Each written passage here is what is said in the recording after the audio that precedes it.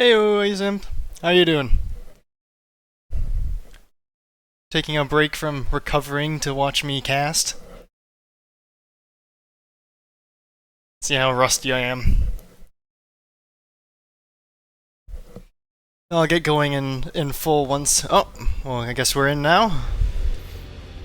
Here, this is the bigger number, better person game 1 of Chicken Ponyo's Friday night custom games, and I'm not too sure if the lane positions are correct, as it seems that Ponyo's team has double smite, and I believe it's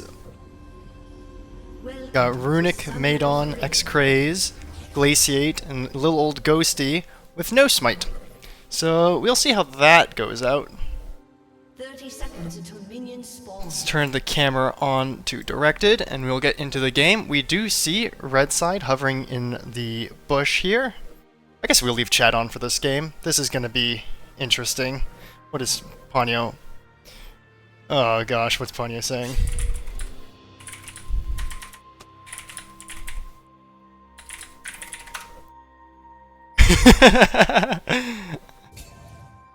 Oh my lord, this is gonna be something else, I can tell already.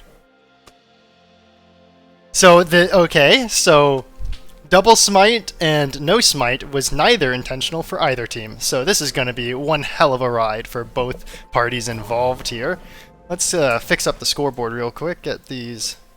I don't know if I can change them in... Oh, here we are, now it's letting me. Ornn, Scion... Ornn at the bottom here, Scion at the top. Looks like Shaco is jungle-ish. Not 100% what's going on this game. Isa back down bot, and Shaco does land the first kill on Hecarim. And fix up the side on the left here. We got... wait, where is Not at? Not's mid. Okay, so now we got the people in the right spots. So, it looks like in chat they might remake. So this is certainly an interesting... Thank you, Little Old Ghosty, for following. This is certainly an interesting start to the night, as we will be going next already.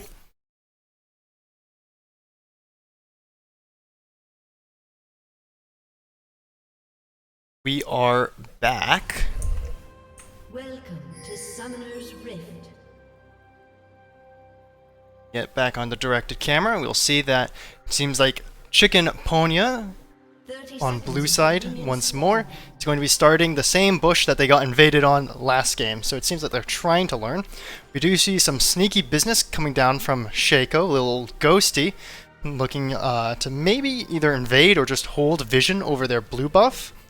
We see an aggressive stance being held, generally speaking, by red side here, trying to take at least some amount of control over this river, whereas it seems Ponyo's team is much more inclined just to sit here and try to see if someone falls into their hands, which they will not, and they'll resume a normal position with Nautilus heading mid to lane against Pantheon, and Hecarim is either going to, looks like, is going to start Raptors with that Q start that is very common for being able to solo Raptors early game, and we'll have to see how this game goes. So as I was explaining the first time around, this is bigger number, better person. It's a custom game where we have rules in set that each player is choosing one stat, whether that be health, magic resist, armor, attack damage, or ability power, and they have to build the items of which have the highest value for that stat. And it does look like that the bot side of red side will try to invade just a little, maybe giving Shaco an extra bit of time here to invade, and just kind of annoy Ponyo and Hecarim here. Whereas now they're going to be returning back to bot side a bit late to lane, so we'll see if Might Lose and Bluish Phoenix are able to punish using their advantage with the lane pressure. Bit of trading coming out here between Nautilus and Pantheon. Of course, Pantheon's going to be decently strong early, but Nautilus is certainly nothing to scoff off. He's a low CDE ability that has a very easy to hit radius. Does seem that Bluish will pick up Runic here, and he will be down 2/3 HP between Might Lose and Bluish Phoenix's poke under tower. They were definitely able to make use of that increased pressure early game to push that wave in and kind of punish the late return to lane by red side here. A mirror matchup top lane is going to definitely be a bit interesting. Pantheon will go in, try to poke a bit more. Nautilus thankfully has his W shield that lets him survive just a bit easier, but he is in a threatening position here where Pantheon could possibly dive with that Ignite. Have to see how these games keep going out. Just a standard kind of progression bot side here with the trading. After Ornn got cut out, nothing too much has been happening. Scions are doing the beat each other up tank style, which is very anticipated for a mirror matchup of two tanks. It's interesting to see that Maidon is significantly lower in mana, which might give Wily a bit of a chance to come back and punish, although they are at equal HP, so we'll have to see how Maidon is able to convert, or how Wily is able to convert this mana lead. Will take a good trade onto Maidon, and Maidon will not be able to push this wave in. Shaco is going to see that Bluish Phoenix and Chicken Ponyo have invaded. Ornn coming in to help, not missing, or not hitting, rather missing indeed. And let's see if they can escape this red side jungle here. Ghost does come out for Hecarim, and it looks like Bluish will be left as fodder, just kind of stalling for time here. Oh, but it actually, Shaco will end up getting the kill on Ponyo, and that is a great start for red side here. And Kaisa even trades back a bit on Senna. Senna, of course, not as strong when alone, and Kaisa's Plasma gives her quite decent dueling potential. Mid lane has seen very little progression. It's basically where we've been. Pantheon, of course, is a bit healthier, and Nautilus has a bit less mana, so it's going to be definitely difficult if Hero is not able to live and gets a decently large wave. He does try to go in for the poke here, misses. Bot side, a wave is crashing. See what happens here. And as well as top side. So it seems that red side, their early game is significantly higher pressure and priority. Oh, and this is an unfortunate entrant or engage option from Hero, as Shaco will be at Raptors to punish him. Glaciate will live with just a bit of HP. Ponyo is finding Shaco on Scuttle here. Neither have Smite, and it will be the Shaco trap, neither champion actually, taking that Scuttle. Ponyo is getting a bit chunked out here. Does have the Conqueror to fall back on, and of course Hail of Blades has already diminished in value. At this point it might be back up now. Shaco goes back in, but is just slightly out of range. Ponyo goes in with the E, tries to vamp a bit with the W, but it's looking like it's pretty rough here, as that is Shaco's third kill for the game, and with 100% KP he's doing pretty strong. Oh, and it will be Nautilus taking down Shaco here, punishing the overextension. Bit of trading going on bot side, but not favoring one side too much to the other.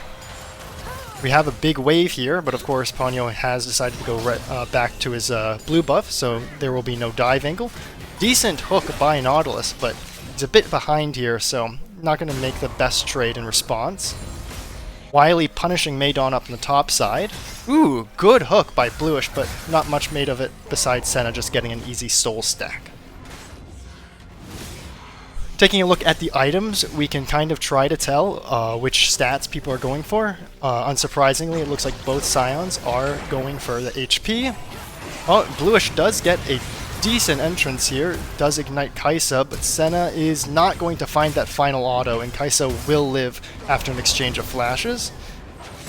Wily is trading quite heavily here topside, but it will be actually Bluish who falls first to the Pantheon ult, and it looks like Senna might be lost here as well, as Runic slams into her. This is definitely a very red side favored game, as they have picked up 6 kills so far, and they are with great momentum, and it might be difficult to say nonetheless for Ponyo's team to come back, as they really don't have the best means of damaging for a burst kill in the mid to late game. So we'll have to see how they decide to come back. Maydon will try to stop this proxy, but I'm pretty sure Wily's fine here. He's just going to finish off this wave, and it will be actually Maydon losing out on an entire wave themselves. It's quite an exchange here between the two tanks just beating each other up. Not much going on, but Wily might actually be down here. Shaco is close enough that he can come by. Nautilus does catch Shaco and does try to full combo, and it will be the Senna ult that picks him off and almost secures Wily's safety here as Nautilus does come back up. They will trade into each other, and Ponyo will also be here to defend. Maydon does lose the flash in the process and their life. Very, very good return from blue side here so far, and red have lost a decent amount of the lead, down to a 1k difference at this point.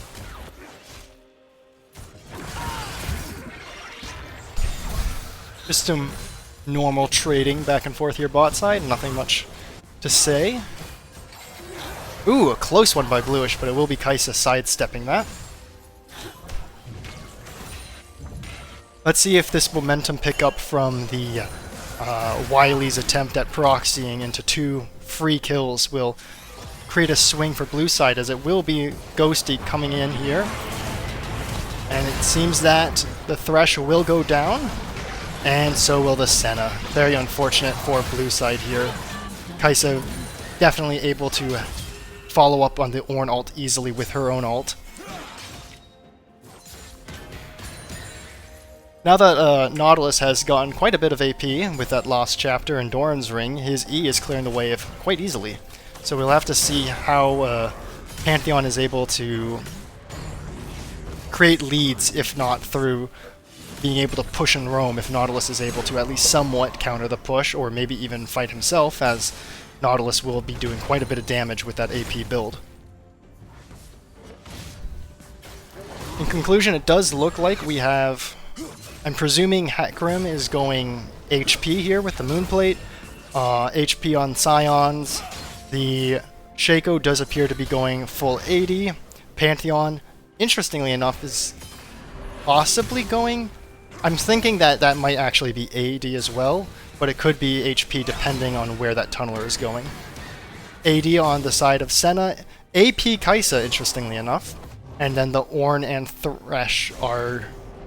or the Ornn rather is going HP, and maybe Thresh is going Magic Resist here, which is an interesting choice when when looking at Pantheon. But I guess if Pantheon's not going lethality, or Pantheon and Shaco rather, but if they're not going straight lethality, maybe it'll be fine, because Thresh does get that natural scaling armor through his passive with the souls. A small little trade out here, mid, as Shaco does once more catch Ponyo. Ponyo is being left hanging as he gives himself the thumbs up, and is kind of not doing too well. Decent trade coming up mid between Nautilus and Pantheon, and it will be actually Shaco living. Bluish getting another fantastic cook onto Ornn this game, but will it be enough, as Kaisa has a considerably decent amount of damage relative to the Senna so far. We take a quick look at Senna's stacks, see how she's faring. So of course you're going to want 5 stacks a minute, and she's a bit behind this game with only 31 stacks at the moment, but anything is better than nothing, so we'll have to see if at any point in the game they're able to convert a bit more attention to her stacking or to her carry potential in general, in hopes that maybe she'll be able to deal with a lot of the tankiness that we will be seeing on red side as Scion and Ornn accumulate more HP. Maydon's getting a bit caught out here. Will be Wily flashing to stop the Scion charge, but it looks like it will be Ponyo claiming the kill. Maydon getting the cannon, probably unable to reach unreach Wily, but it will be Shaco's dagger that takes the claim for the kill. Ponyo is helping push this wave in as Wily gets it under tower.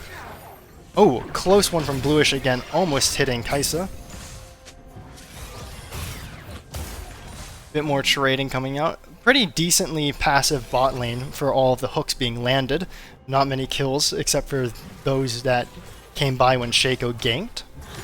We'll have to see if either ADC will propel out of the game, as it will be Ornn getting a decent slam here into the ram head combo. Kaisa misses the W, unfortunately, and barely gets the kill with her Q.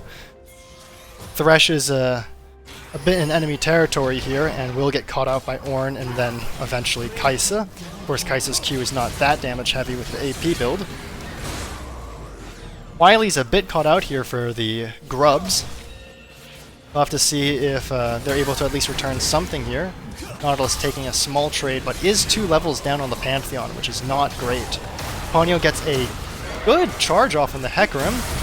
Senna's there for backup with the ult, but looks like Ponyo might be chewing a bit too much.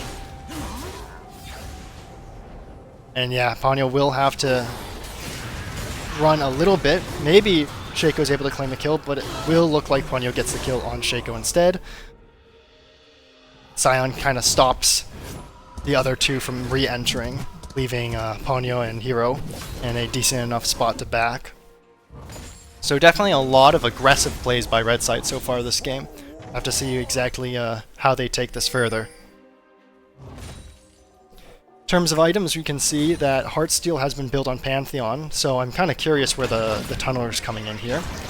Double Warmog's out, and will be Ornn kind of fighting a solo. Kaisa does land the W, stacks the plasma quite a bit, and almost gets the double stack off, but it will reset before she gets the second hit. And she's absolutely chunking Bluish out here.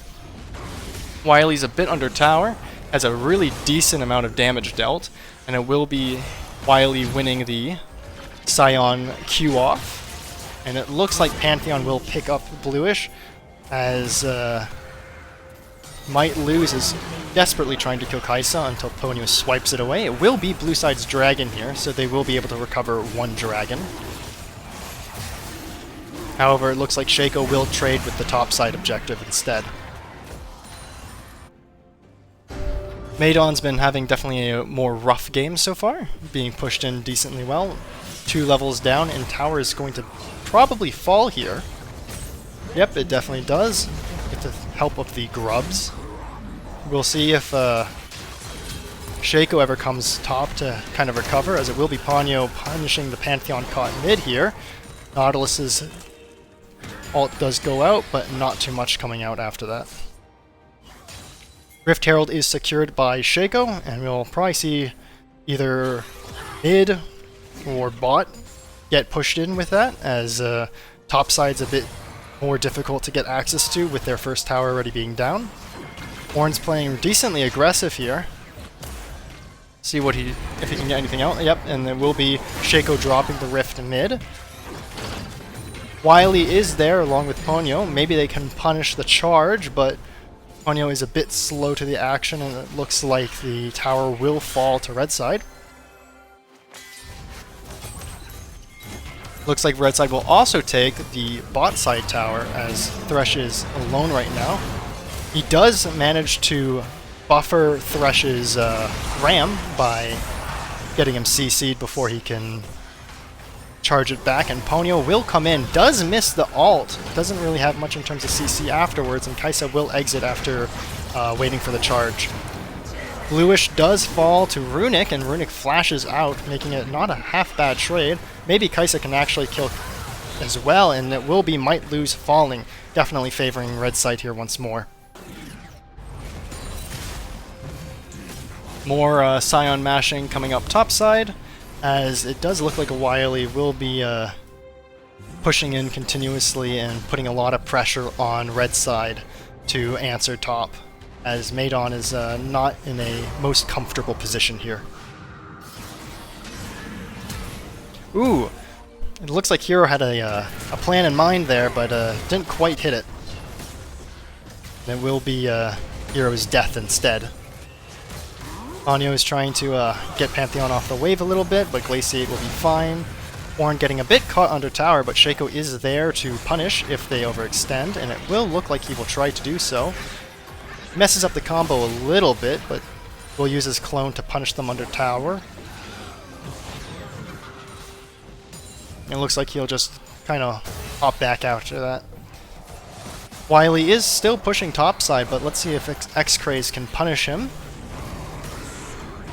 Maydon does get behind him and the knock-up, which will give a stack of plasma, but he's kind of fast, so maybe Kaisa is just able to... or maybe he's able to outrun Kaisa. We'll have to see. The tankiness is no joke. It appears that he's almost got his Heartsteel built. I'm just sitting on the War Mugs at the moment, though. Hubris first on the Senna is definitely not in favor of blue side this game, as they are not the ones with kills. Oh, it looks like the Tunneler goes into Titanic for the Pantheon, which is quite interesting. Nautilus will fall to the 3-man mid. It will be Pantheon trying to recover some of the wave bot side, but maybe Bluish and Might Lose get caught out here. We'll see as Ornn will find Hecarim as well as with Kaisa. TP coming out from blue side. Wily coming to the fight. Ornn trying to recover something with the ult and will kill Ponyo, as it will be also at the same time Glaciate, knocking down the bot side. Maydon's a bit caught out here. Or rather, Wily's a bit caught out here. A bit confusing with all the Ornns, I must say. Or with the Scions. We'll try to grab a couple more procs, but we'll only get one while in the zombie form. Here, Hero is trying to clear this wave out, but they are doing a decent amount of damage to that tower, and the wave is not dying. Might actually have to let go of this wave, as the tower will fall here. Outside of the Wily's attempts at pushing in topside, it does seem that Red has quite the grasp on this game. They might even... I suppose it wouldn't be the easiest to look for a Baron play when they don't exactly have the best Baron damage with this game's rule set, but we'll have to see exactly where they find themselves. It will be the Drake fight coming up, as the teams do seem to be a bit more organized at this stage in the game when it comes to objective fighting. Kaisa will be fishing for a lot of these W pokes here, trying to get an advantageous start to these fights. Scion will ult in, finds two people, comboed greatly with the Ornn. Kaisa will do tons of damage with the plasma stacks. Wily will try to follow up with his CC of his own, but Pantheon will come in dishing a ton of damage. Ornn's unstoppable, and it looks like Ornn's CC is just a bit too much, as blue side will almost entirely fall here without losing a single member. Oh wait, spoke too soon, as little old Ghosty goes little old down. Pantheon just trying to get rid of the Scion on his back, as they will go to Baron here at 20 minutes into the game, so Baron will not be too tanky and it will not be too deadly, and the plasma from Kaisa will be decently strong enough, while uncontested, to actually get this Baron down quite a decent bit. They probably will also be able to wait out Little Ghosty's death timer, so that it will be a 5-man Baron. We'll have to see whether blue side chooses to contest Baron as well, or to just take Dragon. And it does look like Ponyo is opting into the Dragon angle here, giving up the Baron and trying to get objectives elsewhere. And that will be Baron falling. They're going to get a full reset here. Shaco might try to just steal really quickly the Infernal. You can see right here as blue side are posturing. It's a bit... Yep, Shaco does see that the other members have joined Ponyo here, and he's probably going to either look for another angle of entry. He does put his box down for vision, but it does alert the enemy team to his shenanigans. And he does enter in a bit early. Let's see if his... yep, it does look like his box actually survives quite a decent amount of time while he does steal it, and it looks like red side is able to completely capitalize on this situation. It seems that there's a bit too many tanks on the side of Ponyo, and they just weren't able to kill the Baron or the Dragon nearly fast enough. So at this point in the stage, I believe red side is definitely going to be looking to take their nearly 10,000 gold lead into a victory here. They could very easily just use their item pressure and just run down mid here. We can take a quick look, as with the exception of top side, they definitely seem to be quite ahead in terms of items. Pantheon getting the Overlords pretty quickly, which will be very devastating, as that will convert all of that HP he's gotten so far into 80. Kaisa is going to be getting into her third AP item soon, and unlike Bluish, who is just starting to get their second item, it does seem that Runic has already completed their second tank item in respect to all of the kills he was able to get with the Ornn. Glaciate's caught out a bit here. He is extraordinarily tanky, to say the least. Might make use of Pantheon's recent additions, but it does not seem like it will be good enough as... Oh, never mind! That is almost entirely in effect to the Pantheon W buffs that allows his HP to be a damage amp. So that's a really impressive pickup there. Ornn's going to be doing a bit of taunting here, baiting. Hecarim will try to go in Kaisa here, but the damage is just not there, and it will be Hecarim falling to the Ornn and Kaisa. This is going to give them an easier time. The Senna is chipped out here to push in mid. Shaco is just one jump away from... Oh my gosh, actually Senna falls under tower. This is the perfect opportunity for red side to try and get under tower here. Get the wave under tower and then push in. However, it will be Maydon instead opting to take the top side here, slowly but carefully, to increase their overall map pressure. The old Ghosty is stopping Wily's back here, and this is actually going to be quite problematic if Wily is not able to join the team. They are losing a significant amount of towers here, and it will be Pantheon actually joining Shaco here. Glaciate trying to capitalize on Scion being out of position. Ponyo doing 0 damage and taking all the damage is going to get caught out once more. Kaisa going in with the ult and will pick up one other kill. Bit of a miss charge there from the Scion. Ornn as well. And it will actually be Ghosty dying to Wily here, but it doesn't really matter at this point. All he's looking to do is kind of stall this out.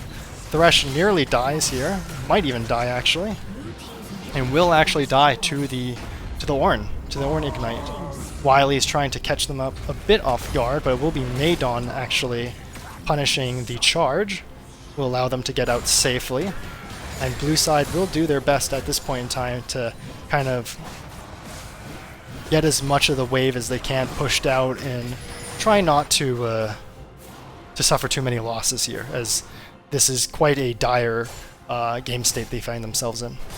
You can look once more at the items, and Overlord's Bloodmail has been completed for Pantheon, so that is an absolutely devastating pickup for the blue side here to deal with. Ornn's going in onto the Scion. So much CC this game, as there's a ton of knockups and stuns going around. Ornn will cast the Ornn Call. And yep, you're just seeing CC on CC here, but Ornn's not quite that tanky, and it is in favor of blue side in terms of numbers. Pantheon certainly caught off guard here, as he's on the wrong side of the fight. Senna nearly dies just from Heartsteel procs. Pantheon narrowly escaping the Nautilus as well here, and it will be Kaisa swinging into the rescue, getting a huge chunk, allowing Shaco to kill Senna, and now it seems that Kaisa and Shaco are able to just completely take over this fight here in terms of damage. So we'll have to see if blue side's able to recover their momentum, or if red side's going to be able to push straight into their base. I'm assuming bluish was going for a very random Invis Shaco catch, but to no avail. And yeah, we can see that for the past couple minutes, it's basically been blue side stuck at their base clearing waves, which is definitely not the most fun thing to be dealing with, but when you're down 24 kills and over 10,000 gold at this rate, there's not much you can do. Red side might take this moment to kind of regather and go to Dragon, pick up Dragon, and slowly look towards a second Baron to cleanly end the game. Or if they guess they get another good pick by the likes of Pantheon, Kaisa, Ornn, and Shaco, as they've been doing quite well this game, it might even end right after. So we'll have to see where they take us. Kaisa is solo pushing a bit out of position, but there are probably not too many people in this game that can punish her at this point. Shaco doing a bit of jungling here, going through out of vision, maybe catching someone off guard. Bluish does have the Celestial opposition that will make it a bit hard to get a decent amount of damage on, but he will catch the right Shaco, and then Shaco goes down here. I don't know if it's enough. Wily tries to catch the fight, but it will be Runic stopping the Scion charge up. Runic is a bit caught off here. Maybe he can get the horn off. He does get the horn off, but it doesn't look like it will actually be enough here. Kaisa is caught out as well. Nautilus getting a ton of damage off on her with the AP build. Pantheon has managed to fly back in. Kaisa's shield is ridiculously big with the AP build, and will finish off Nautilus before she's caught.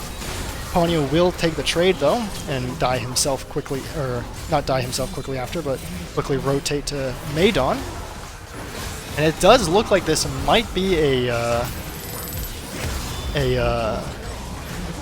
chance for blue side to recover here. They are losing quite a bit from the minions that are just charging down their base, so we'll have to see if they are able to make it back at this rate. Going to see ourselves in a bit of a lull state. Maybe see the red side decide to kind of go into the Baron pit, quickly pick up Baron, and then use the giant lead that they've accumulated to charge down mid again. They will have their inhibitors respawning, so that is something to note, that they won't have a free push going into blue side anymore. Ornaments are coming out, as Ornament is now level 14, so that will be both the Warmogs upgraded and the... Interesting. I guess Rabadon's still has an ornament change I was not aware of, but Rabadon's will become the Witch's Hat, which is a ridiculous amount of ability power going to the Kaisa. Does look like they might take the approach of just trying to redo the last fight going down mid. Scion will be teleporting back in here. They have a decent enough angle to push in through. They have an immense lead in items still, even though they lost the last fight. We'll have to see if Kaisa is able to chip out this Wily's Scion. Scion will actually miss. Maydon's ult will actually miss the blue side. Might give him still a good angle to enter this fight here. Kaisa picking up Ornn. Ponyo really desperately trying to punish the Kaisa here, but it will be Kaisa actually returning as Hecarim has 0 damage. Senna getting chipped once more by all of the artillery fire from the Kaisa, and this is going to look like almost game over at this rate. Shaco is able to sidestep the Pantheon as Ornn gets an amazing angle for the knockup. Kaisa is fine as usual, even though she did get targeted by Nautilus, and Senna's a bit stuck under tower here, so it looks like this game is going to go to red side for game 1. As the Nexus is about to fall. Next game will be Wizards themed, so it will be all champs, Wizards, and Witch themed. So we'll see you then.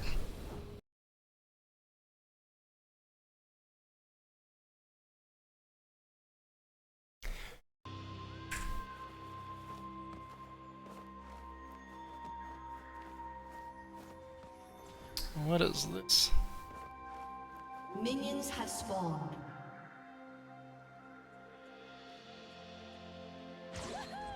Waiting for this. Oh no, it came back.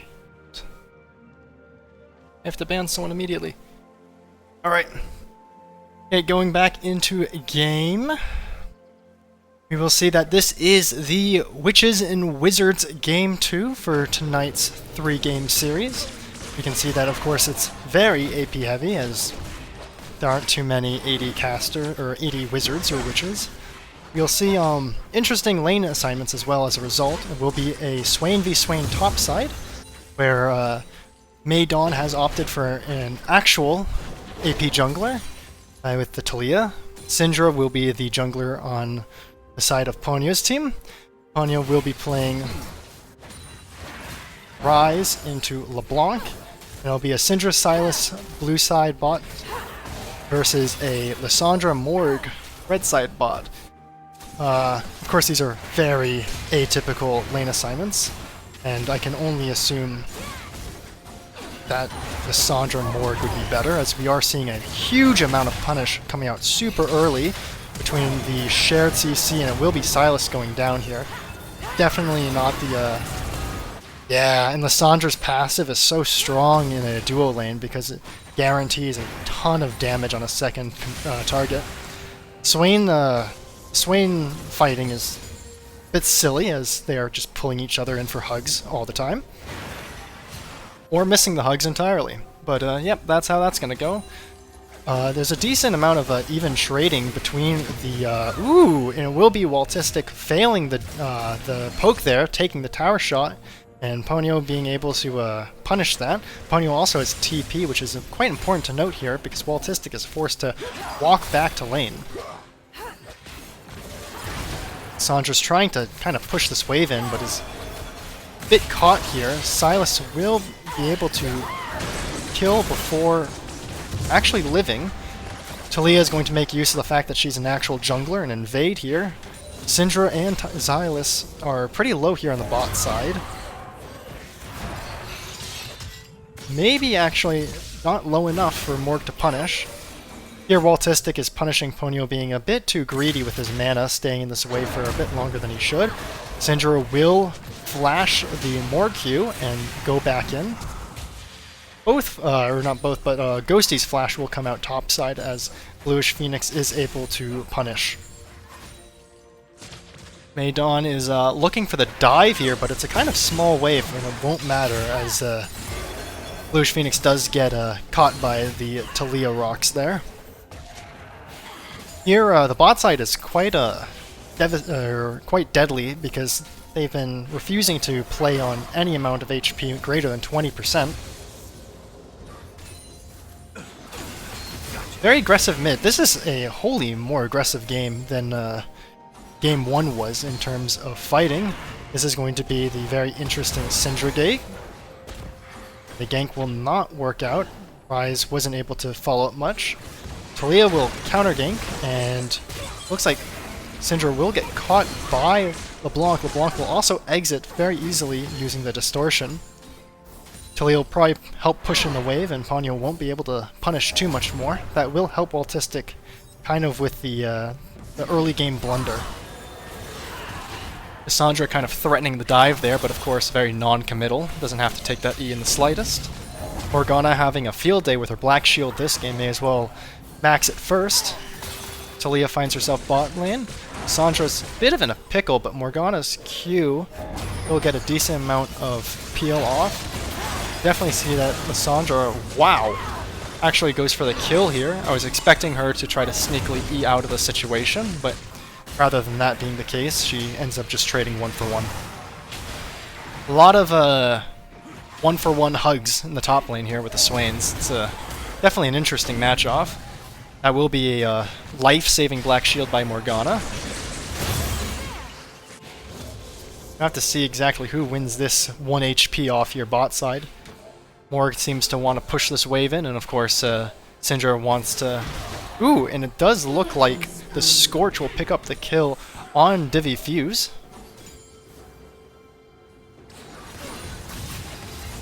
Ride's getting a quick little combo in, running away with Phase Rush, and Waltistic making an even worse trade back. So that's definitely favoring Ponyo here. The wave is very big here, so we'll have to see what Waltistic decides to do. Of course, Talia had backed recently, so the options are relatively limited. Silas is picking up this wave bot side. Definitely a very... Oh, there's the hugging! And the Swains hug once more. Doc Respawn would be very proud. It's a very even lane as well. Oh, there you go. Bluish Phoenix is seemingly winning the tug-off. Definitely not the same caliber of feistiness as the mid and bot lane have been so far, as Might Lose catches old Ghosty. But it will be Lissandra going onto the Syndra here. Picks up the kill. Lissandra's Phantasm will keep going, giving a bit of peel. Ponyo is playing a bit with fire here, but it will be actually Ghosty that's caught out of position by Might Lose, and both Swain ults going down. Ooh, that's a bit of a risky play by Runic there, going onto the Silas, and it will be Silas picking up the kill. Let's just look at the kills right here. So, bot side, you're going to have 3 kills for both of the the mage carries and a kill on both of the supports. So definitely an interesting lane to say in terms of the amount of kills going on. Red side will be picking up the first grubs. We'll see if Maidon uses that as an opportunity to semi-safely secure the dragon.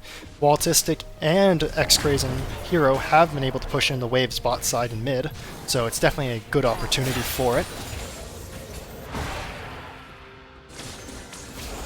Although they actually opted into just getting the scuttle first, clearing a red side vision as well. It seems like Silas will actually be able to punish Lissandra, taking her ult and killing her with it.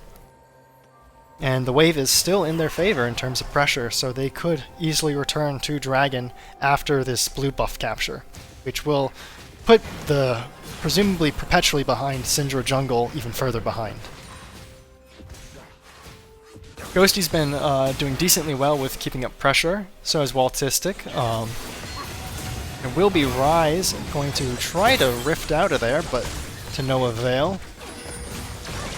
And it will be Ponyo just going for the wave instead, dying to Waltistic. A bit more trades coming out topside. It is definitely interesting. Ooh, and Divvy Fuse does get caught out here by Silas. And Ghosty gets caught out by Syndra once again. Mighty Lose is getting quite a few picks here on little old Ghosty top here. A ritual overextender. Autistic is probably going to get the plate here with the minion wave. Or maybe not. Maybe it wasn't enough. Rise is going to pick up that wave, and it seems that red side is coming back to waves on a bit of a pseudo reset here. The dragon is still not taken, and it's closing in on 10 minutes here. Syndra's trying to get a bit of poke off on the Lissandra bot, and it will be Morgana clearing a decent amount of vision here in River. This will give red side a bit more pressure and information on a possible dragon fight. Syndra will be pathing towards dragon, will be arriving there presumably in the next 2 minutes or so. I don't know just how equipped they are to take care of these jungle camps, but we'll just have to see what the state of the mid and bot lane are at that point in time to see who's able to contest it. Talia might actually look right here bot side for a lane gank. We'll have to see if it catches Runic and Divi off guard. The wave is pushing, so they're lacking vision, but it will be Rise catching this play, TPing in. Let's see if Talia is able to punish the Rise TP, as it will be the bot laners basically trading under tower here. Rise catches Talia in a bad spot, and of course that phase rush is very proficient at letting him stay on Talia, but he will not be able to secure the kill, instead just keeping her off the wave. Waltistic has been getting a decent amount of pressure here in the lane. He goes for the kill here. I don't know if might be able to get it. Does get the mimicked chain, the ethereal chains there, so double CC is pretty nice for trying to keep Ponyo in one spot, but of course as Morgana comes to help out, not much can be made of that. Talia is getting the scuttle here topside, will help them secure the second set of grubs, I believe, as it will be respawning soon. And the tugging continues among the Swains. You can take a quick check to see who's winning the stack off. Got Lil Ghosty with 168. Oh, and they will be going into a full-blown battle here. Ghosty is going to take a flash, or Bluish is taking the flash out of Ghosty, and Ghosty is going to die to the ignite. Lissandra and Morgana seeing Syndra a bit overextended here. Morgana is going to ult in tandem with Lissandra. Will be one down. Our stack off got a bit interrupted there, but we can go quickly check, see what the stacks of Bluish are. 216, that's quite considerably higher, so little Ghosty is certainly having a bit more difficulty this time around. Silas has to be a bit careful here in the wave. There's a decent potential of him falling due to the ridiculous amounts of CC that Morgana and Lissandra are able to pair upon each other. Morgana is low on mana, so they might just use this chance to push this last wave in, try to recollect themselves. Yep, and as we can see, the red side, or bot lane is taking a back. Ryze is ulting in to kind of help out Syndra. Oh, and it will be Morgana actually staying. Ryze will make use of the stolen Lissandra ult to get a bit more HP and punish Morgana for kind of being a bit too greedy there. Ryze is keeping Waltistic off the wave, and it will be Syndra trying to fish for that kill on Talia, or... Yep, and unable to do so. Here, blue side is going to be claiming their first plate. Lissandra is poised to punish, but of course they'll see that. Ooh, she actually gets a decently strong engage here, and Syndra does not back off. And it does look like they'll both fall. And as I was saying earlier, Lissandra is certainly a threat in the duo lanes when your partner can be used against you. More tugs, and we do see Bluish Phoenix excelling a bit more at the tug wars. Although neither tower has taken significant damage, or I suppose 2 plates have fallen from blue side tower, but that's only to be expected with the pressure Might Lose has also given Bluish Phoenix top lane. Definitely finding ourselves in a bit more lull state as champions are picking up items. We can take a quick look at that. You'll see that Bluish Phoenix in their aggressive ways has picked up the more aggro item with the Blackfire Torch, whereas the Spectre's Cowl will be the choice item for little old Ghosty, who will be falling here to that one last never move. In terms of jungle, an early pickup of Mejai's from Maydon here. They'll see if that accumulates at any pace. Syndra is lacking quite a bit in CS, and as a result in items too. We'll be going for the Blackfire Torch first. This is an interesting take on mages by Waltistic, because that is certainly not a mage item. He's instead going to choose to play LeBlanc as a ADC, which I can definitely see the value to when you're playing in a game of all mages. Lissandra going for a bit more burst here with the Luden's Companion. Morgana is instead opting to go into a normal build, of course, with the Liandry's. Silas does pick up the Blackfire Torch, and Syndra has Luden's as well. So, pretty standard for the most part. We're seeing quite a bit of Blackfire Torches this game, which kind of makes sense. It's a dot item that is good for its mana. Ooh, Ryze might actually be able to pick up a kill here, but I'm not too sure. Yeah, it will look like Waltistic. Both clone and original will live here. But yeah, Blackfire Torch does have a decent amount of value against champions with lower HP values, and of course, you're going to want it on champs that apply ability damage frequently, which is the case for a lot of these champions. And as there are no tanks, besides the little old ghosty going MR Swain, oh, this is a strong play by Ponyo going in for the flash, killing Waltistic under tower. Talia does catch Bluish Phoenix off guard here, but let's see if Bluish Phoenix's strength will be able to give him the upper edge here, and it seems that blue side will not be able to punish Bluish Phoenix here. Hero goes down in an instant. Swain's demon form actually goes on cooldown here, so has to be a bit more careful. Ponyo going in for a cheeky tower dive, but I think he's forgetting that the little old ghosty Swain here is going a bit more MR heavy. Oh, and it will be the Ryze ult that picks up the kill here at the end. So it took both a TP and a Ryze ult's worth of gap close for the old ghosty to fall here. Waltistic might pick him off. See if the Oracles does pick him off. Let's see what happens, and yep. It definitely looks like Chicken Ponyo stayed in a bit too risky of a position there. Once more, we're seeing that the Infernal Dragon is still up. That's the second Drake, and it's already 17 minutes into the game, so neither team is quite pressed to take dragons, possibly as a result due to the wonky team comps this game. Bluish Phoenix is really talented with the never moves so far, really punishing everyone he's against and stacking up quite nicely. Morgana will get caught out here between Hero Maydon and X-Grays. Syndra is topside, fending off the camps, so it looks like blue side will claim the second dragon. a significantly more even game with a only 1,000 disparity in gold, or less than that. Dragons are equal, and the grubs are only slightly favoring red side here. Ryze catches Talia in the jungle, Lissandra unable to move as Silas quite deftly steals the ult and keeps her in her place. But it will be Bluish Phoenix pushing decently heavily topside here, with Might Lose able to, at any given moment, kind of provide assistance, but very difficult to punish LeBlanc's distortion. Cassandra catches the tank Swain a bit here, but of course not much damage coming out, as it will be Silas trying to take down Ponyo and will be doing so successfully. Team's turret has been destroyed.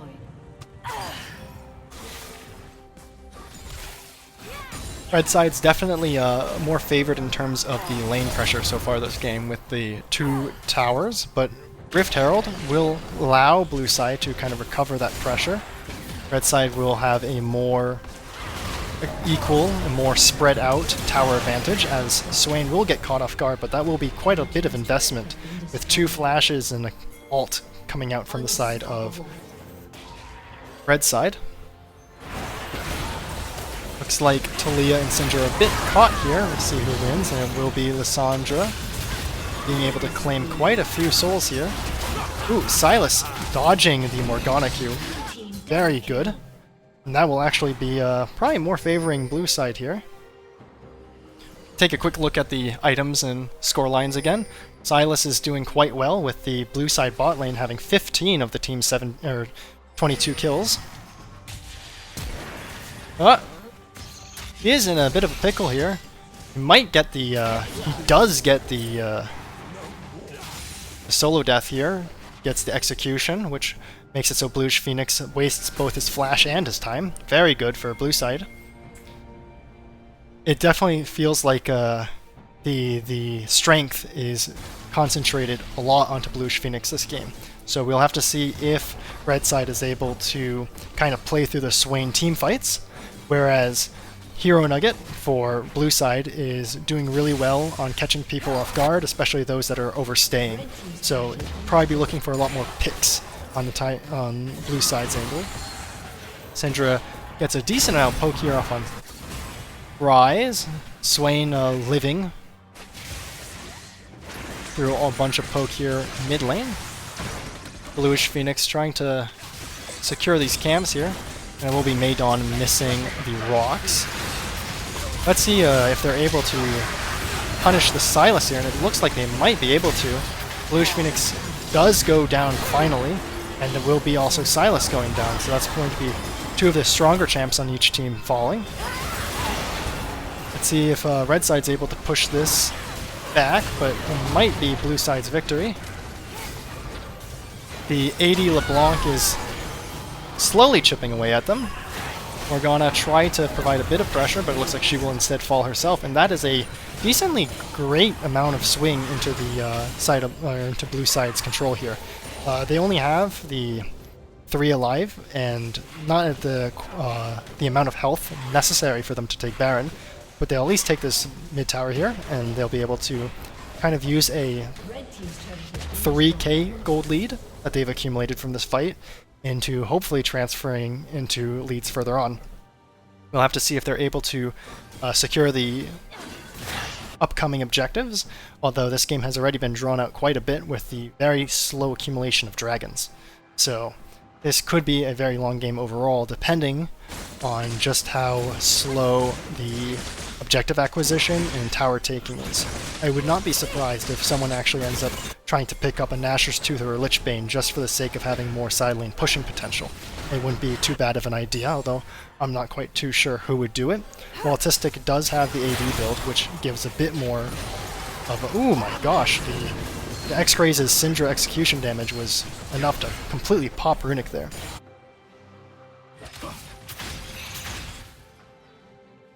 Have to see exactly where this game takes us, as both teams seem a bit lost at this point, kind of just waiting for this dragon to spawn.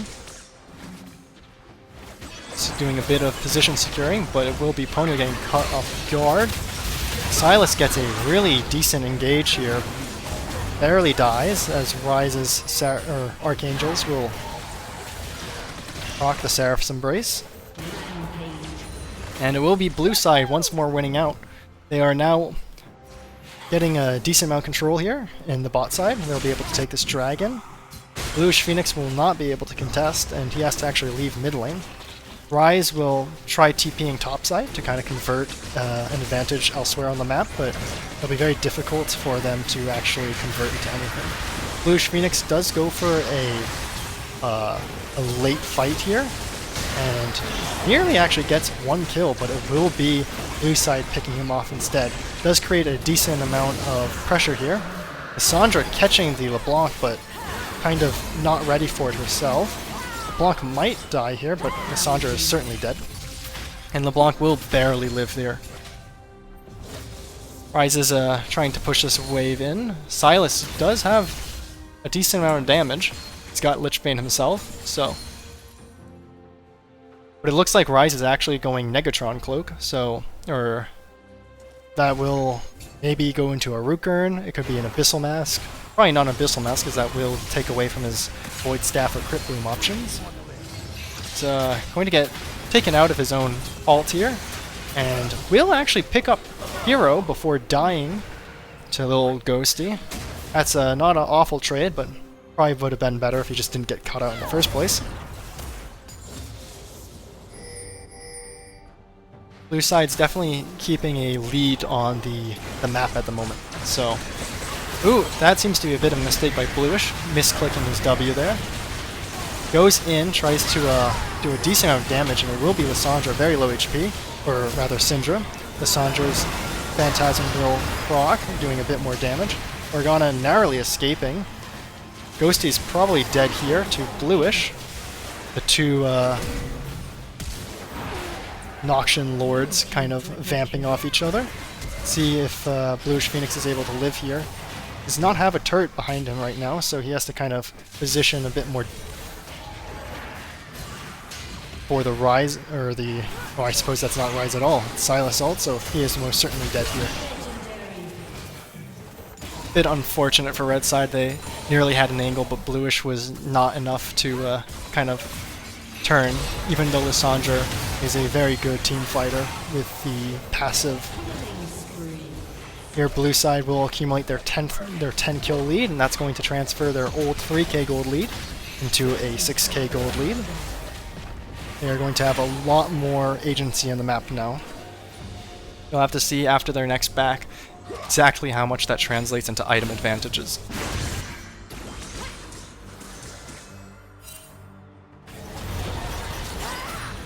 Looks like they are looking to kind of put a bit more pressure in the jungle here. Syndra did pick up an early Banshees, and actually wins out. Guess jungle might be a bit weak. Would not recommend jungle Syndra. Silas narrowly getting the Lissandra ult before Lissandra gets out of there. Will get Divvy Fuse using that newly acquired ultimate. Talia Wall kind of traps in a lot of blue side, but the wave is not quite there for them to make use of that wall. We'll have to see if they're able to punish, and it will be Lissandra immediately falling here, kind of getting out of position. Bluish Phoenix kind of using the Swain ult to kind of get a bit of a lead over the, or a bit of a vantage point over the wave. He will clear the wave, but he will fall and will not pick up anyone with him, although he does chip out blue side quite decently well. Blue side has to worry about Might Lose now.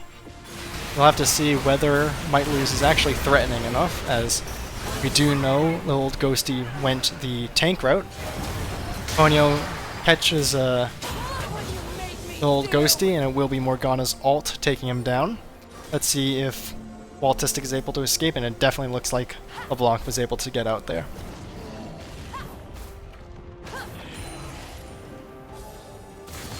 It's definitely still a very advantageous spot for blue side this game. We'll have to see how they choose to take the next fight. Dragon is coming up soon, and Baron has been up. So there are definitely angles for taking a winning team fight into an objective lead or straight into the end game, but as we know, it's a bit hard for them to take the towers, as both teams have lots of ranged wave clear, lots of wave clear, and not that great tower damage. So we'll have to see exactly how these how these fights position out, especially since Divi and Runic offer great engage opportunities for red side that can kind of mitigate any gold advantages by just CC spamming someone to death. In terms of items, oh, never mind, we will see Might Lose instantly getting caught out. That's a pretty decently important pickup for blue side. Morgana's probably also doomed to fall here as well, and I would not be surprised if they either go Baron or go for the end here, with Sandra getting caught out by the Talia wall. Silas missing the timing, but will take the ult. Lissandra Sonia's, but is to no avail. Bluish will catch out Talia.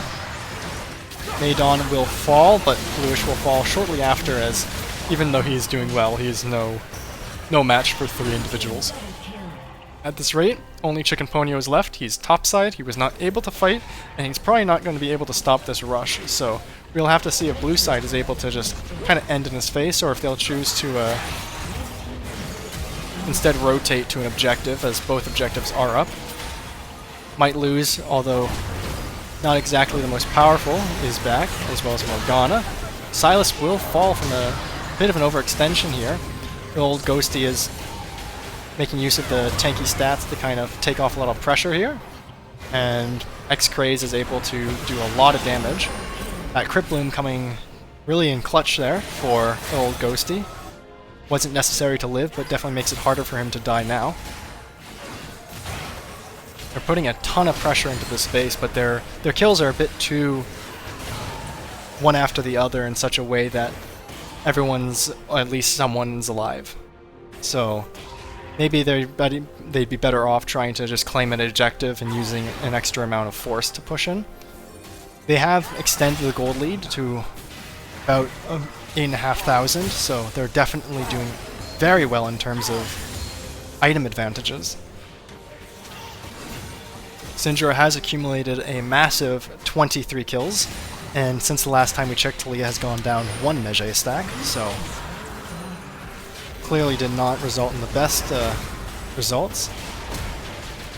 We can see little old Ghosty's decision to go a much more tankier route has definitely offered a lot of advantages, as he was the one person falling behind, and now he's still able to be very useful for his team in terms of pressure and peel.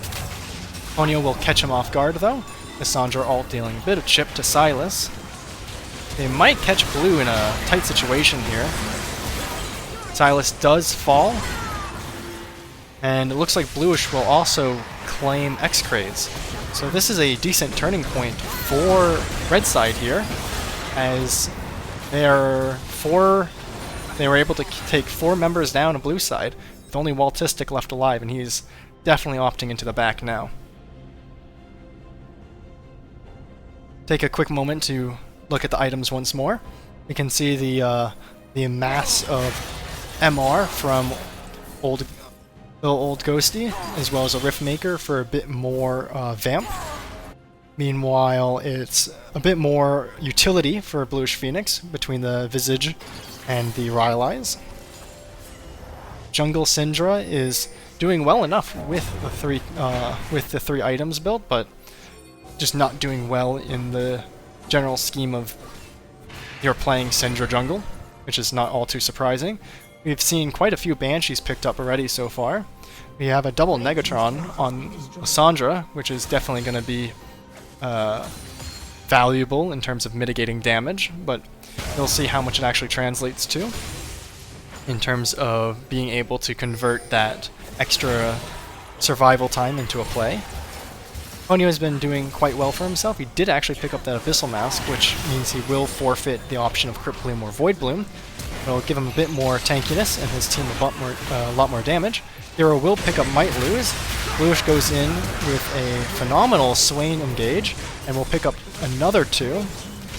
However, on the same side, little old Ghosty is going to try to punish, and it will be Bluish with his ult barely running out with the demon form that he'll be caught off as a normal Swain. Now it will be little old Ghosty with the demon advantage, and he'll be able to take down Runic. Divi Fuse is kind of getting caught here, has to flash the Never Move. And it does seem that blue has kind of regained composure here. It seems that they are intending to use the later game state with the elongated death timers as maybe a means to end, as they've successfully aced, and they do have 2 supers to tank these tower shots. I definitely see this being the end of the game. That's 1 tower down. That's 2 towers down. They're doing a bit of fighting. Syndra nearly falls to Syndra. Will actually take a couple extra hits from Swain. Ryze is doing a bit of trolling with that ult. Will try to get a bit more damage off. Not too sure what his objective is at this point. Will fall. And there is just minions and champions on blue side, whereas there is neither on the red side. Swain will come back in. Lissandra's opting into clearing the wave. Blue side's definitely a lot more interested in just extending the game here, making a fool out of the red side. Silas is nearly soloing Lissandra here. Crypt Bloom very impactful for just a moment before the rest of blue side's members fall. Now it's just little old Ghosty, being the little old tank he is. And it looks like the inhibitor actually respawned. So Talia will be hitting that inhibitor, while the old Ghosty provides quite a bit of space. And now that inhibitor is going to be back down, so it's going to be more supers and more opportunities for blue side to end. While Thistic on the LeBlanc with the distortion in the Mimic has a lot of ability to kind of try to just end the game themselves if the rest of the team is able to draw the attention to an important objective. They are on Soul Point here, so that could be one means of distracting red side. Besides that, you could try to trade Baron for Soul, because red side is inclined to try to remove Soul Point from contestation, so they'll opt into that more so than Baron. It'll actually be red side that are posturing more closely towards the top half of the map where the Baron is, interestingly enough. Silas is looking for an angle here, although there is the Banshees on the Syndra, so it'll be a bit more difficult. Talia will send Silas flying into maybe not the best spot. Might lose is forced out a flash and immediately taken down, but it will be red side actually trying to force a Baron here, maybe using the flipped map state where blue side is focused on the dragon capture to get a lead elsewhere. They'll be able to also empowered recall, which will help them fend off the base better, and with the empowered minions it will definitely make the super minion waves less damaging. We'll just have to see if Hero Nugget's able to get any more of a crazy play back. Will actually be Maydon nearly dying.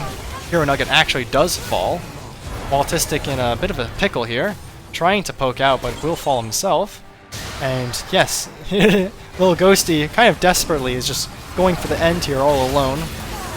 Definitely not the easiest thing to do with no damage, as a much tankier version of Swain. Maydon opting into taking jungle camps, punishing the pushed in waves, but not really getting much, as the gold lead has gone from all the way from 8,500 back down to 3,000. The red side is doing a great job kind of recouping their losses. In terms of levels, most champs are starting to max out here. I believe the lowest level right now is 16, so a lot of champions are reaching their climax in terms of power, so it'll soon become definitely a matter of skill in terms of who wins these fights, especially given the high number of mirror matchups we're seeing.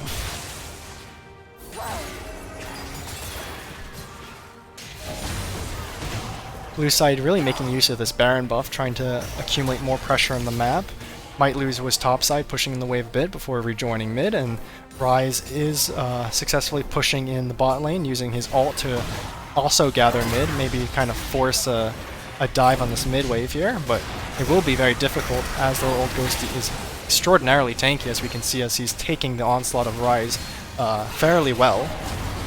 He's being a bit too aggressive in his posturing, and actually Hero Nugget will fall first, and shortly after it will be the old Ghosty, and this is going to kind of create a position where red side is going to be able to make use of the extended death timers. They'll try to push in here maybe. Maybe they'll take a reset. They're definitely happy with the results of what's going on so far. This game is by no means anyone's favor at the moment. It can go either way.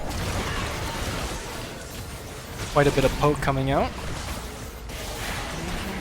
Both Swains for each team have been doing a great job posturing very offensively, trying to create as much pressure as possible, give opportunities for the more artillery-style mages to get poke off, especially by compounding CCs. Definitely a long game, with both teams suffering in terms of objective damage and taking abilities. We'll have to... The Elder Dragon will be almost certainly definitive, but we'll have to see if the fight itself will end the game first. I don't think either team will be looking for Baron anymore, as that is clearly not enough to end either way. Rise has rejoined. He'll try to get quite a bit of damage off. We'll find Waltistic. Old Little Ghosty is doing an excellent job kind of vamping, trying to create a lot of space, but his team does not have the damage output, whereas red side has a ton of damage output right now. They're able to do a really good job of punishing the blue side. The Old Ghosty will flash out, but still gets grabbed by the Never Move. Tries to escape, but does not do so. It's just X-Grays and Hero Nugget now left on blue side, whereas only Ponyo fell on red side. The gold is now almost completely even, and with the taking of an inhibitor, it will almost certainly go into the favor of red side. Ooh, X-Grays gets a great pick onto Might Lose. Silas as well using the Lysandra ult to punish Bluish Phoenix, and now it's not as easy anymore. Just have to see exactly where this goes. Silas is cleaning up waves here, trying not to lose anything more. They had such a huge advantage in the early game with that almost 10k lead at one point, but unfortunately they were a bit too greedy with their plays, not opting to actually end the game and instead fighting recklessly, and now they're reaping what they sow, and that's not going to end well with them if they keep playing as cocky as they have been, as red side has been able to really get back into this game well. Elder Dragon is coming soon, and it's going to be really important for whoever gets it, as it will help the fights go by much quicker. Rise is going to be trying to pick up this mid-wave here, but it does seem that blue side's actually the one with the jungle pressure around the Elder Dragon. Autistic trying to push in a bit on the bot side. We'll have to see exactly what Rise decides to do here. He does have the teleport available, so he might try to pressure this topside inhibitor and then TP in at a good timer for this dragon fight. Lysandra does get caught out here by the chains. Flashes in for the root, sets up phenomenally, getting the LeBlanc. Silas is going to be able to escape for the moment. Swain is fighting. Will be bluish, kind of being a bit more useful here, as little old Ghosty is a bit caught out. Silas going into the pit, not really able to do much, and Ghosty's going to fall himself just in a bit later. And that will be Elder Dragon for red side. So this is definitely going to be an important lesson for blue side to not play with your food, as they certainly had the game in the bag, but chose to quite unnecessarily fumble the bag in the ball. Blue team's inhibitor has been destroyed. Lissandra's going to be pushing mid here, joined by Morgana and Swain. Rise is going to be pushing the bot side as well. The wave is not close to him, so he'll probably look to just clear the wave and join the rest of the team. You do have to be very careful about the mana levels, because with all mages, mana is a very direct means of damage output. Without mana, no Elder buff is going to save you. Sandra would certainly be better off trying to recall here. Maybe they'll go for the Baron capture, use the empowered recall, and hope that no fight starts up. Definitely have to see exactly how this next fight plays out. Bluish tries to get a sneaky never move in with the flash, but instead gets both his demon form and his flash lost, but that Elder Dragon is nothing to scoff at. He will fall. Red side will pick up the Baron. Blue side will try to look for a pick here. Might lose is a bit out of position, but Elder Dragon's probably going to trade. Silas will fall. Rise is pushing here. Might even be able to push further, but he's going to be a bit more safe with his decision making, instead opting into going back.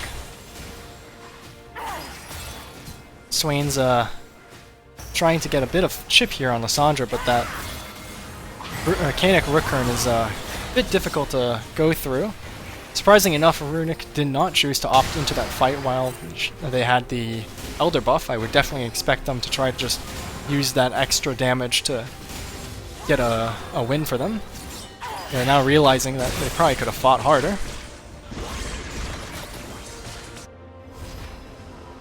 In terms of items, nearly everyone is full build. Bluish doesn't even have boots anymore. Oh!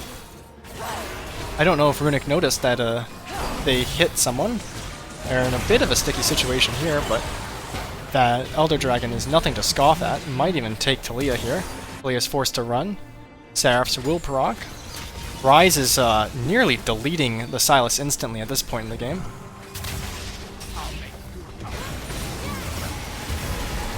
That was definitely an interesting choice of ult. But let's see if he's able to maneuver himself out of this spot. His Seraphs goes off, but he's a bit caught off guard here. Morgana's also being very forward with her movements. Not quite getting caught by Silas, but definitely being chased out of base. Syndra is nearly able to kill Swain, but will not. Bluish Phoenix does get Mayday. Swain ends up falling. Let's see if Silas is able to pick up Might Lose here. He will actually trade back. Here Lysandra's forced to Zonia's, which has not been very useful so far this game, as almost every Zonia's has resulted in a death afterwards. Blue side is a bit upset about losing their lead, as you can tell, in their decently strong recovery here. They are only 1,000 gold behind, but of course gold is just elixirs at this point in the game. You can take a look at what... Actually, interestingly enough, Waltistic is not full build yet, but definitely getting there. Interesting choice of items with the Orc, Kraken, Shiv, Lichbane, assuming that recurve bow is either a Terminus or a Nashor's.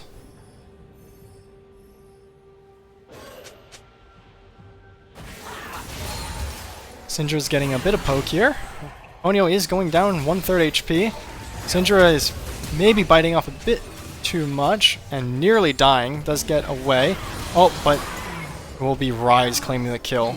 The Syndra orbs were not enough to take him down through the Seraphs. Lots of back and forth this game. A lengthy game of nearly over 46 minutes here.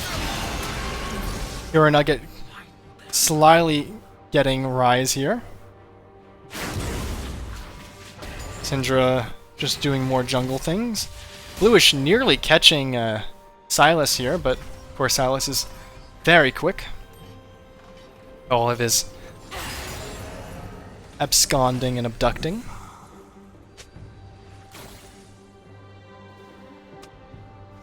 Red side is fishing for a bit of fission here in the lower half of the map, trying to take a bit more control in priming for this Elder Dragon spawning in the next 40 seconds. They're all huddling in this bush here. Will claim the Silas, that's pretty big.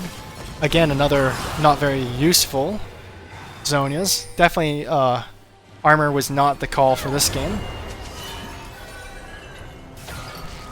X-Grades is pushing top lane, trying to create a bit of pressure across map.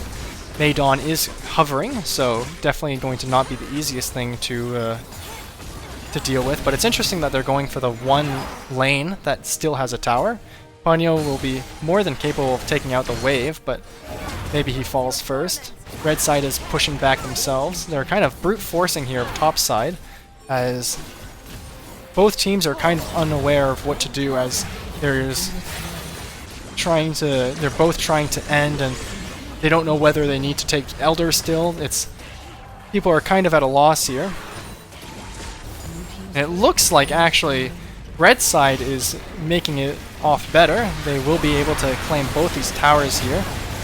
The old Ghosty does return in time, so we'll be able to create a bit more pressure, but it will be might lose, sending Waltistic to the gray screen, as red side just ends in front of blue side's face, which is a very sad story for the team that had it all before, but what can you do when you blow your lead like that? And for the third game of the night, we will be doing a D&D party-like theme, where we have teams of rogues, knights, paladins, archers, etc. So catch us then. For now, we'll go back to the waiting screen. Welcome back. We're heading into our game 3. Now I'll quickly bring up the assortment here. So what we have are knights, rogues, priests, mages, and rangers. So in this case, for blue side, Pantheon is going to be your knight, Diana is going to be your rogue, Vigar is going to be your mage, Lucian is going to be your ranger, and Nami is going to be your priest. On blue side, Garen's your knight, Talon's your rogue, Lux is your mage, Kate is your ranger, and of course, Nami is once more your priest. And so that is basically the theme of this match. So we'll have to see which D&D party is the better party. We're starting with a pretty standard double raptor start here between Talon and the Diana, both equally competent at tanking it on their own. A quite aggressive start here from Lucian Nami. Of course, Lucian Nami is not necessarily the strongest level 1, but rather takes a lot of control at level 2 when Nami has both W and E, and Lucian has Q and E. They are still making quite a decent amount of trades here. Pantheon's going to have to try and poke down Garen pretty consistently here if he wants to create a lane lead with that Ignite, as Garen will be able to kind of sustain a bit naturally with his passive Warmogs. Here we do see level 2 picked up by the Nami Lucian. Nami actually ends up going with the bubble, which picks up a kill on the Nami, as Hero Nugget just barely manages to get that execute range damage on Garen. Fortunately for the old Ghosty, he has TP. He doesn't actually not decide to use it, instead opts into running back to lane as it's following him. Here XTC is trying to kind of get an angle at Pantheon, but he can't quite underestimate Pantheon's damage. Pantheon will flash Ignite, soaking up a lot of return damage with that shield, and actually picks up a second kill here, which is a really huge advantage pickup for blue side here.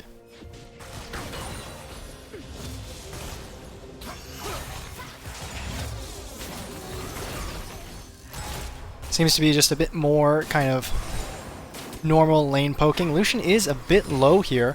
Caitlyn, of course, has a pretty quick combo of damage that she can dish out. Nami has to be a bit more concerned about the lower mana. But besides that, there's not much pressure bot side.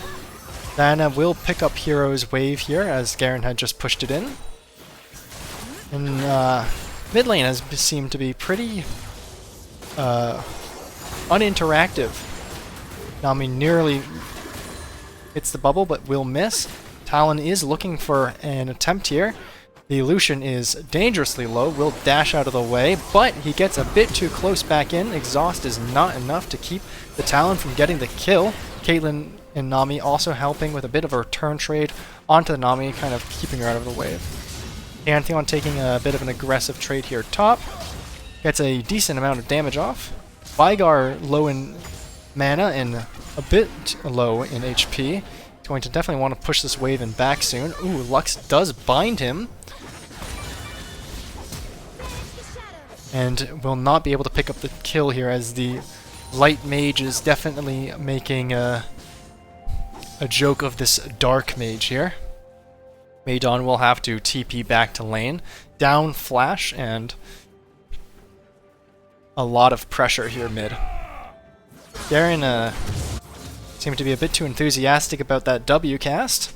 He's going to be without that damage reduction for a bit here. Pantheon makes use of this moment, goes in, trades quite decently well, pokes back with his Q. Definitely getting close to that execution range now, so Garen has to be a bit careful about tanking, especially those empowered spears there. Bot side's newly reset, so neither champ is necessarily an advantageous spot. Lucian gets a great amount of poke here with the Tidecolor's blessing empowering him. Pantheon seemingly making use of the early game pressure by opting into Demolish. Will not be able to proc it this time, but is definitely forcing the old Ghosty to be a bit more careful here. The blue side bot lane pressure has allowed the Diana to go for an early dragon. They will be spotted by red side, but not much being able to be done about it, as Lucian is definitely on the strong side here. Will pick up Caitlyn actually. Nami unable to fend back in any meaningful way. Lux might try to look for a sneaky steal. She does have ult, but instead will kind of get caught herself, not in the best positions. And the Primordial Burst from Vigar will kind of take her out of the game for a moment. Vigar also gets a really good push in. Thankfully for Lux, she does have the TP to kind of crutch back on, get back to lane and not lose too much. Also a decent amount of minions here for a dive, but as Caitlyn's returning to bot side, it seems that blue will not be too interested in continuing that dive attempt. Diana has gone straight from dragon to grubs here. Pantheon and Vigar are helping out. Talon's a bit over wall. Nothing much will happen, as it will be bot lane fighting here.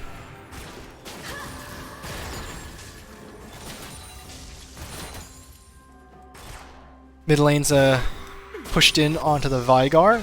Lux does get a really nice amount of poke off here.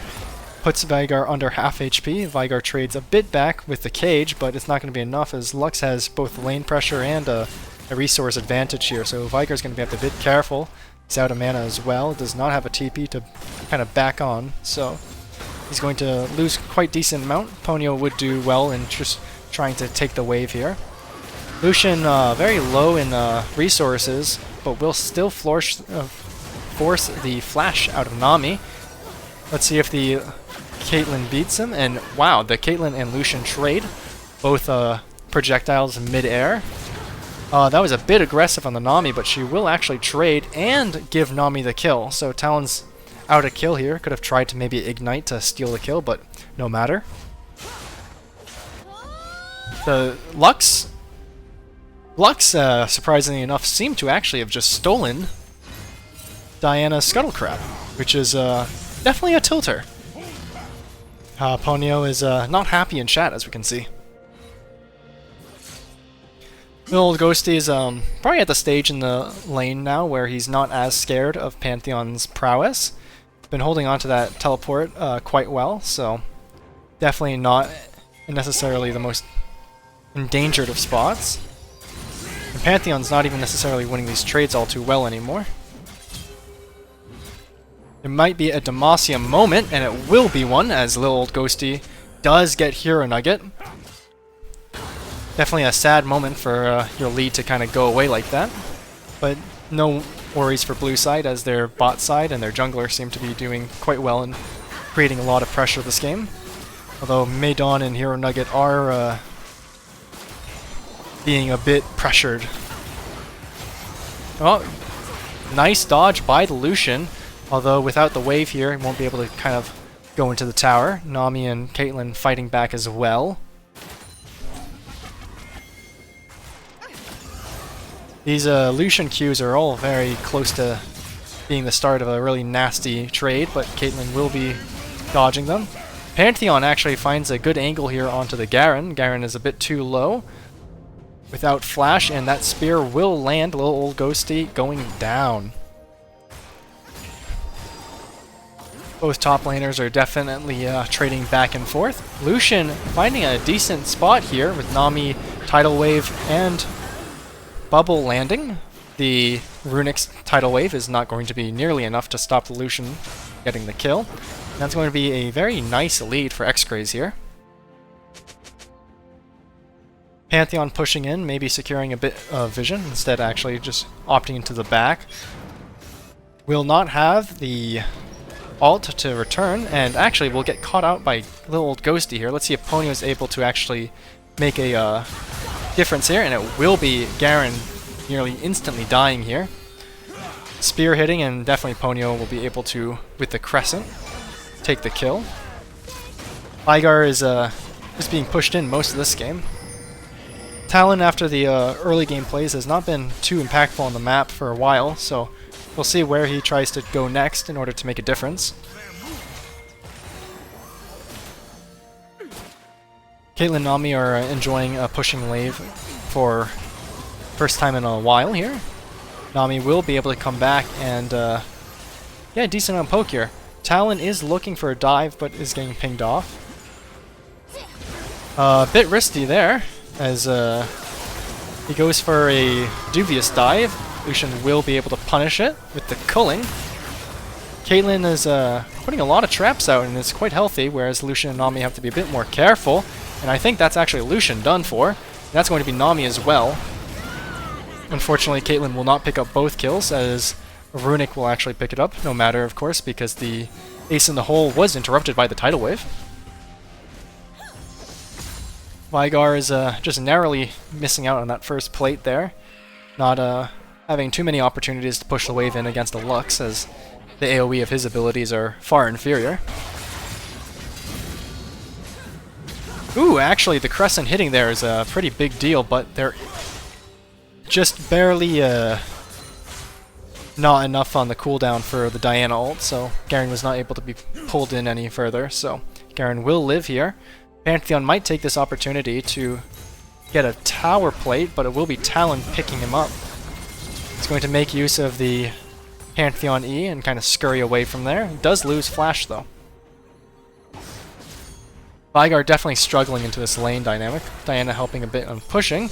Getting caught out. Lux might actually be able to trade back here, but Lucian will actually come through, and the Primordial Burst will once more take the kill. Blue side will now take this lead in the mid, where although Might Lose has been doing well in providing a decent amount of poke and pressure on the Veigar, it's no good if you get caught out too many times. So as XTC picks up the wave, Diana with the rest of blue side will pick up this dragon bot side, and that will be a 2-dragon lead to accommodate their 2k lead. Lucian getting a lot of poke here off on the Caitlyn. Will flash in for the kill, narrowly gets it. Diana goes back in with the ult. Ooh, and that's a bit dirty on the side of Lucian, hitting the tower a bit too many times there. Nami getting caught by XTC, and XTC of course going to... Oh! Interestingly enough, it seems that X-Craze did not believe in possibly getting an execute, whereas Ponyo will get the execute, ace in the hole being wasted. And XTC picks up 2 kills there, which is going to definitely let him apply a bit more pressure, as neither team is, or as blue side is not particularly tanky, and Town will certainly do well against such a squishy composition. Top side objective is coming up shortly, and it does look like there's plans to position for it. However, Hero is a bit low here, and will actually very conveniently shield himself from the ult of Garen. The prevented a very bad situation from occurring. However, it does not stop Garen from having a lot of pressure in this wave. And will be able to maybe make use of XTC's newfound lead to posture for Rift Herald, although XTC is not exactly setting up for it. Bit more poke going on bot side. Lux does get another binding on Vigar, which is accumulating in poke. Diana tries to pick off Garen here topside. Garen will try to run away. Diana returns in with the crescent and the dashes, and it's too much for a little old ghosty to get away from. A lot of pressure here by blue side in the bot lane, where Caitlyn and Nami, usually champs that would want to be the ones pushing in, have been pushed in almost all game. Once this tower goes down, though, they might get a bit more freedom, so it'll be up to blue side to choose whether or not to immediately take the tower. XTC very rushedly tries to take down Vigar, fails to do so as the Primordial Burst claims him instead. Lucian will take the tower and potentially another 2 kills here, as he does end up picking off both Autistic and Runic. Garen gets caught by the bubble. Lucian will have to try to maneuver a bit here. Kind of took a riskier route here, but Vigar will be here to kind of pick up the kill. If he can catch up, which he will. He does not have the ult there for the secure, so he does have to wait to get a couple more autos down. Lux opting for the wave clear. With the ult, Diana is cleaning up her top side as the Rift Herald is able to get top turret down. Pantheon will kind of hurriedly decide to use the Rift to get another proc on the second tower, not waiting for the wave. But the Demolish will do certainly more than enough to hasten the process of taking that tower. He is tanking for the wave right here, which I don't know if he wants to be taking this many shots here. Might get the wave in time before Garen. He does end up taking the tower, so Garen will pick up the wave, and the empowered recall from having that Rift Herald will get Pantheon quickly out of there. Blue side's bot lane has pushed up to mid. They don't have a wave yet, but they will be looking to take this tower shortly.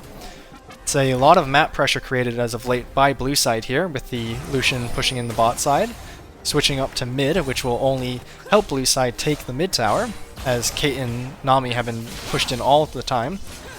XTC trying to catch Chicken Ponyo out here, but Diana's shield is certainly more than enough to keep her alive there as she runs away. Pantheon getting a not very eventful ult, instead getting caught out himself by the Lux. Ponyo getting a good flank angle onto XTC. Fails the curious attempt at a...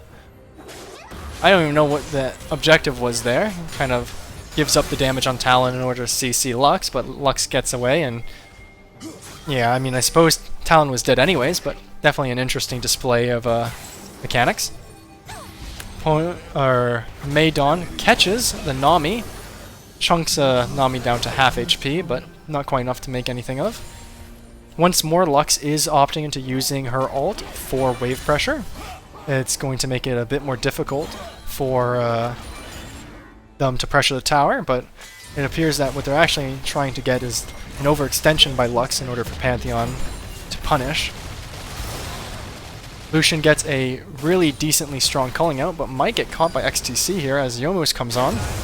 Smite for the slow, but Tidal Wave will actually claim XTC's life here as Lucian's able to pick him off. Garen got quite a bit topside here.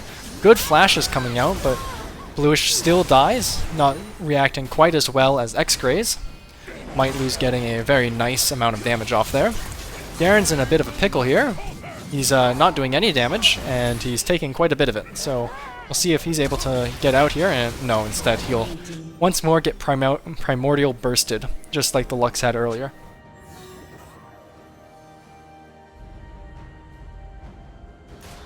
Both teams are posturing more so to protect mid at this rate. We do have a 6k advantage here blue side. They're definitely going to be able to make quite a use of their advantage now.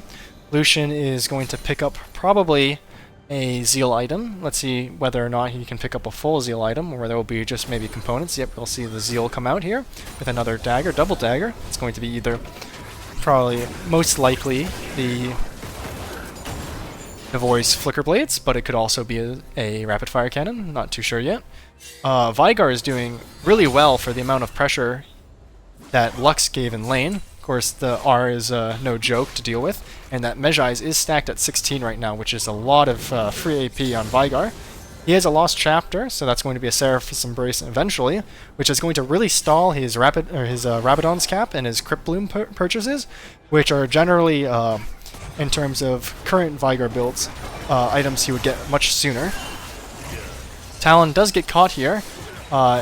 Ooh, does he live? Nope, actually the Nami's Empowered Lucian Auto is going to take him down. Pantheon is going to bait Garen here, and that's going to be a dead Demacian. But as I was saying earlier about Vygar, you would notice one of his more mainstream builds is Shurelia's with a tier start into Rabadon's and Crypt Bloom in order to get a lot of that potential of that AP stacking, but this is a much more defensive build, getting the more replenishing features of the Rod of Ages with the shield that Seraph's presents, so definitely another choice in building Vygar. And he's certainly not hurting for damage, although that Crypt Bloom is always very pleasant to have on Vygar. Blue side will be trying to take the Baron here, as red side is working on catching waves. Pantheon has a good position to kind of stop any interference here, and it doesn't really seem that there's going to be any contesting here, as Ponyo will claim Baron, gives a really good reset timer for them. We'll see that the rapid fire cannon ended up being picked up by Lucian, which is going to combo really well with Nami's Empowering, giving him a lot of range in his engage angles. Nami is definitely going for the engage with the Shurelia's Imperial Mandate. We see Cleaver come out on Pantheon, which of course combined with his ultimate passive will be somewhere in the lines of 55% armor shred, which is going to definitely help against the Garen. Although the Garen is just sitting on tab eyes right now, not too much armor. And yeah, overall it seems very difficult for red side to kind of get back into the game here. They died quite a few times. XTC getting about double as many poor engages as good engages. The culling is going to absolutely destroy Talon here. Will get caught by Lux. Lux will actually claim the kill on Lucian before falling herself. Blue side is going to kind of find Runic here. Runic will have to flash out. Ooh, and that's a amazing angle for Bluish catching the Caitlyn. Unfortunately, there's no ult for Vygar to follow up on, so Caitlyn will survive here. Vygar once more trapping Runic. Ponyo is going to opt into immediately engaging here, just trying to claim a kill. Garen is a bit desperate here, clearing the wave, will get trapped in a bit of a pickle once more, but he's rather tanky. Loses the tower, which is now where he will fall as well. And blue side with that Baron is probably going to actually aim to maybe even take an inhib here. Ponyo is definitely able to fend off Talon, so this is a... Oh, never mind. Talon with the Ignite and the ult was able to actually kill Ponyo a bit faster than I had expected. I was more so anticipating Ponyo to be able to kind of buffer his damage a bit better, but yes, the Talon will claim a bit of a recovery kill there, and that's going to be good for red side as that dragon will be spawning soon. It'll help them get a bit more leeway into this jungle. They do have to worry about the mid wave that is already all the way pushed into their zone.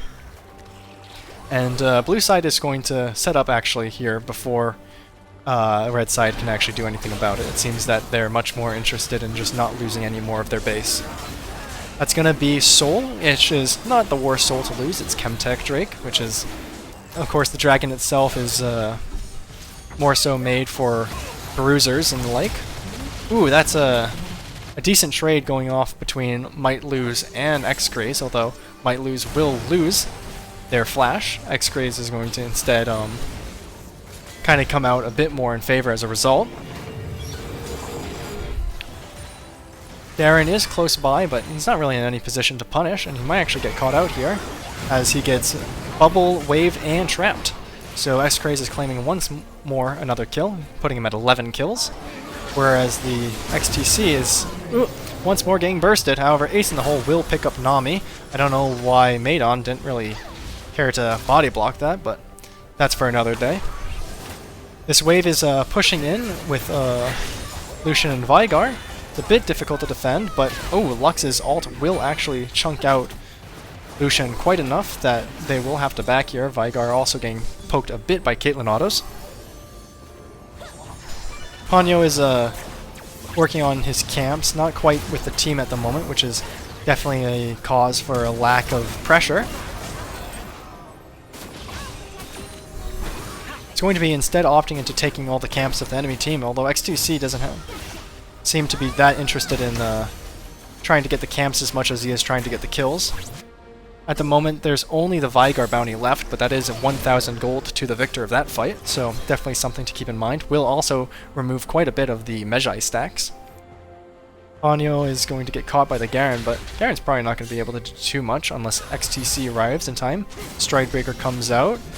The Diana shield will proc, and she'll get a bit of support, but she might just be a bit too squishy here. Vigar is one-shotting Garen from an actual surprising amount of HP, and will pick up with XTC with the cage. It's going to put them in a good position to kind of push forward here, and might even try to take top. The cage once more is going to encapsulate the Lux, and she's going to fall as well. And that's going to be a really nice 3 kills in a row here for blue side in exchange for Ponyo's death, which hopefully will translate into some objective control at the very least. They might be able to secure this red buff. Seems that instead they're going to opt into this inhibitor here in the mid lane. Runic is in a bit of a scary spot if they don't get to safety, as Lucian is basically just going to one-shot. Caitlyn is getting positioned off by the Pantheon. XTC is not in a very good position here to actually come into the fight. He has no means of surprising or flanking. It's pretty open in the base. Garen flashes onto the Lucian, but Lucian will buffer with his dash. Little Ghosty falling, and this is a pretty rough spot Red Side's in. They're down over 10k now, and Vigar is creating a lot of space with his cages, and Lucian's damage is definitely nothing to laugh at. Going to be pushing into this tower. These cages have been making it really difficult for Red Side to kind of block any incoming minions. Ponyo will engage, taking down both Caitlyn and Lux, and they look like they will end the game here. And so that's the better DnD party if you ever needed to know. Thank you all for watching. This is going to be my first of hopefully several times casting Ponyo's games. We're going to be doing the custom games every other Friday, and we'll see if we can get any other casters on, any other people interested in doing maybe more so a like co-stream style thing, if that's what people like. And other than that, just see you all next time, and thanks for stopping by.